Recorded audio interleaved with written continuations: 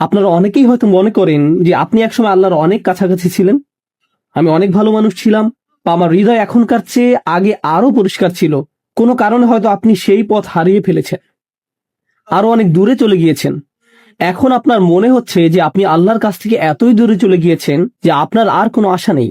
শয়তানের ধোকায় পড়ে আপনি একদম হারিয়ে গেছেন, একদম হারিয়ে গেছেন।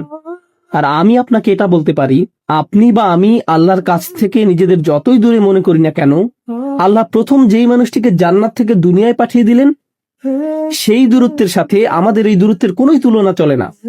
সেটা খুবই বড় ডিমোশন ছিল। এমন একজন যিনি আল্লাহর এত নিকটে ছিলেন যে আল্লাহ সরাসরি তার সাথে কথা বলতেন।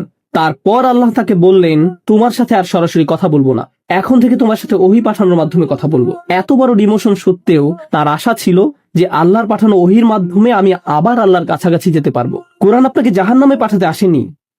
কোরআন তো বলছে না যে আপনার কোনো আশা নেই। কোরআন আল্লাহর প্রতিজ্ঞা যে আমরা যতই ভুল করি বা আল্লাহর কাছ থেকে দূরে চলে যাই না কেন, আমরা আমাদের আদি পিতা আদম আলাইহিস সালামের মতো হব এবং তওবা করে ফিরে আসব।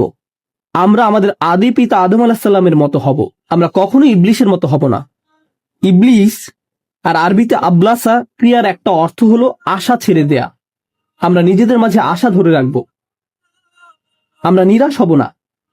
আর যখন আপনি নিজেকে বলতে থাকেন যে আপনার জীবনের কোনো অর্থ নেই, আপনি খারাপ মানুষ, আমার কি বার করার আছে, আপনি যখন এমনটা বলা শুরু করেন, তখন আপনি আসলে ইবলিসের সুন্নত বা পথ অনুসরণ করেন।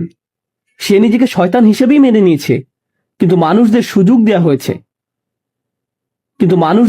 দেয়া হয়েছে। আমরা ভুল করবই। কুল্লু বানি আদম খাত্তাউন, আদম সন্তানরা প্রতিনিয়ত ভুল করে। খাত্তাউন শব্দটি খতিউন থেকে আসলে আলাদা।